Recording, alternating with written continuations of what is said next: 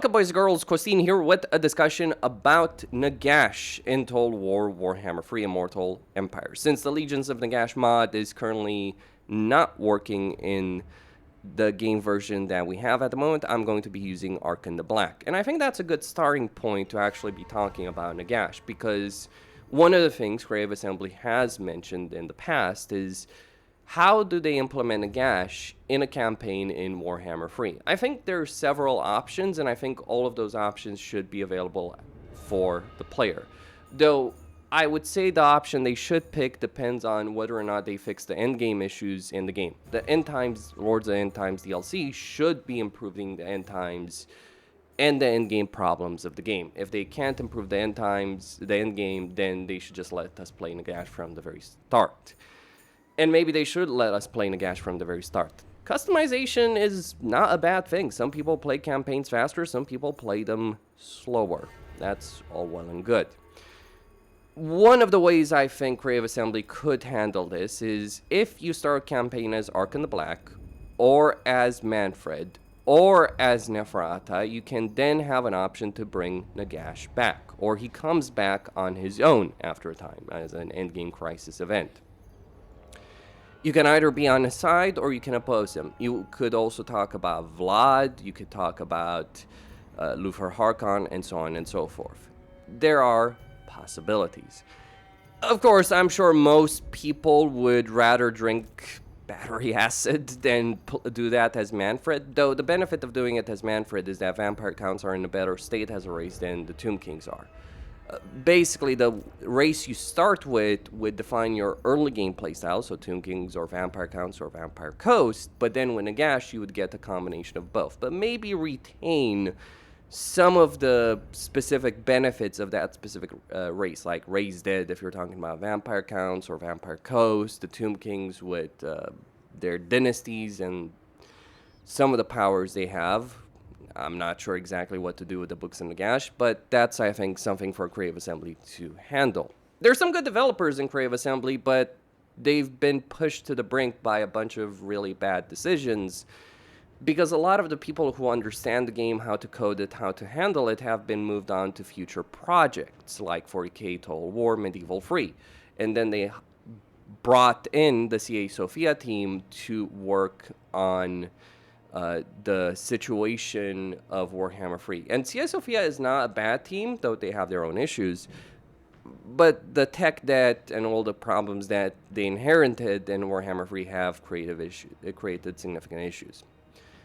And this is why DLCs have taken so long. This is why Tides of Torment, which should have been released in 3 months, took over a year. And therein lies the problem with regards to Nagash.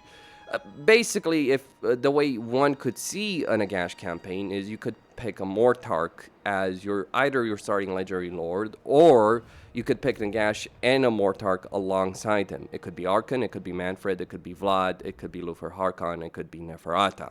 There are various choices, different decisions, and when we think of a system that works very well that Creative Assembly could adapt for the Mortarch system, think of the Confederation system of the Legendary Lords of the Dwarves, because the Legendary Lord you decide to confederate first is one of the most important decisions. There's, of course, long-term systemic issues with regards to the endgame crisis, the scalability of the AI, the siege situation, the auto-resolve situation. All of those are true. And I've made plenty of videos on that specific subject. One of the things, though, that I believe Nagash should not have to deal with is what the Nagash mod actually does. See, when you play the Legions of Nagash mod, you start with Nagash Azar, and you have to make your way over here to do a ritual in Camry, and then a bunch of other rituals. That is a rather frustrating campaign system to actually deal with, and also not what Nagash actually dealt with. He did come back through the efforts of Archon and Manfred, and maybe that is a quest battle that should occur. Maybe that is the first campaign battle you should fight if you're playing Nagash, like a quest battle as Archon and Manfred against Elfarion, because it was actually Elfarion who was trying to stop Nagash's return. Elfarion marched all of his forces to save Tyrion's daughter. Of course, there's complications when you talk about Volkmar, because Volkmar's body was used as a vessel for Nagash. All these kind of things, different aspects. There's a lot of complications, and maybe those complications do define Creative Assembly as a company at the moment. I think there are good solutions with Volkmar, but one of the things to be said about Volkmar is if you start a campaign as Nagash, then Volkmar should not exist on the campaign map. If you decide to bring the ritual of Nagash and go through that, you have to defeat Volkmar as either Archon or as Manfred. Again, different things depend for the legendary lord you're playing. Creative Assembly does love its one-size-fits-all affair in every single state, and that's not exactly great. And hell, maybe you could play as Cetra and start the campaign as Cetra as he currently does, or start the campaign with Nagash about to invade and you can try and stop him, because Cetra did try and stop him and he might have succeeded.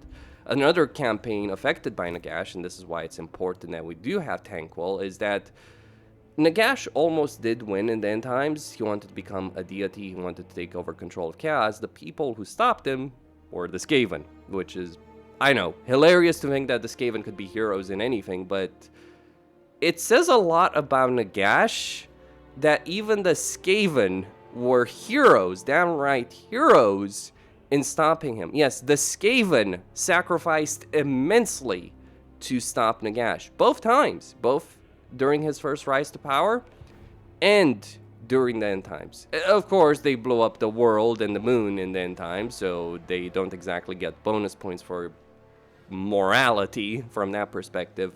But it says a lot that Skaven themselves were cooperating and risking their lives to stop Nagash, because that's how bad Nagash is. Nagash is annihilation, destruction, entropy, death, whatever you want to call it. And that is really the problem of how you do get to stop Nagash in end times. Vlad and Isabella are an interesting discussion, so is Kemmler. Again, this is why Lords and End Times is an important DLC for Creative Assembly to get right. I would say the current system of the Books of Nagash needs to be completely removed from the game once the Lords and End Times DLC comes out, and while Lords and End Times shouldn't just be a DLC but a proper expansion. Valten, Archeon, Sigmar, maybe actually bringing Sigmar back if you're starting a campaign as Valten, making him the true leader of the Empire, and Karl Franz as someone, you know, the Prince of Altdorf, because that is the title he also holds. Actually, Karl Franz holds a lot of different titles in the lore, not just one. Emperor is just one of them, the most important one, but Sigmar has always been the true Emperor of the Empire, and Valten was him in End Times and Storm of Chaos. Now, as for me personally, what has happened is, ever since Legend of Total War has quit, a certain situation has emerged from Creative Assembly. See, Creative Assembly did manage, based on what Legend has stated publicly, that they did manage to get him to quit. And that left one problem. Someone like me, someone like Boris Ursus, someone who goes out there alone and fights people like Daniel and Archeon very easily and simply. Now, Creative Assembly is like Archeon and Daniel combined, or Yuri, if you will. Though they're really more like Yuri these days, or Azubor. That's a perfect name for how Creative Assembly is as a company right now. Dysfunctional, chaotic, ridiculous. Personally, I'm fine standing up to someone like Daniel, like, you know, making videos, giving my opinions, dealing with their stuff. But there are certain lines they did cross, and those lines are reflected in the post that I made recently. I'm not sure exactly what happened, who was responsible. I make no particular accusation against anyone. All I know is this. Back in December, when I released my Tides of Torment review video, I noticed a spike in activity and negative activity that is abnormal. following that, at the recommendation of certain people, I made the DSA ticket, Digital Services Act ticket, to YouTube, mentioning that specific activity may be potentially tied to Crave Assembly's Discord. YouTube took note of that. What they did with it, I have no idea. But for me, I figured, okay, that would be it. We just go back to videos. We do things normally. We'd just, I'd wait for Dawn of War 4 to come out, Cafe DLC, Lords and End Times. No problem.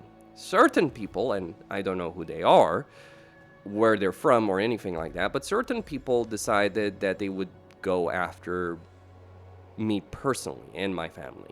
Again, I make no specific accusation against any particular person. I just point out that my family in real life, especially on Facebook, and this has been confirmed, was targeted by a specific harassment campaign that resulted in negative consequences. Extremely negative consequences at that. Now, let me explain this in real life terms using Warhammer 3 metaphors. I'm Romanian, so Romanians are kind of like Kislev in general, like survivors who have seen the rise and fall of empires who tried to be destroyed and assimilated by everyone. But I'm also like Boris Ursus, I'm Aromanian. Now, Aromanians are the extreme version of that. The people who even Romanians tried to do certain things against. Well, rather, Romanians brought us here, Greeks tried to do certain things, etc. It's a very nasty and complicated history that I don't want to talk about here because certain things are best left unsaid. Now, my family, I have a cousin who has a grandma. She's 90 years old. She's been through a lot. I talked to her about 2 days ago. I explained the things that happened. She's kind of like a Stanka. She's been through hell. She survived it. She's still standing because she gives a damn. That grandma is the aunt of certain football club owners that have a certain level of power over here in Romania. And yes, they might think, well, come on, he's not really talking about that. Nor did he really talk with his cousin's grandma. He's not that pathetic. I talked with her 2 days ago, as I said. I told her everything. Enjoy. Costin signing out.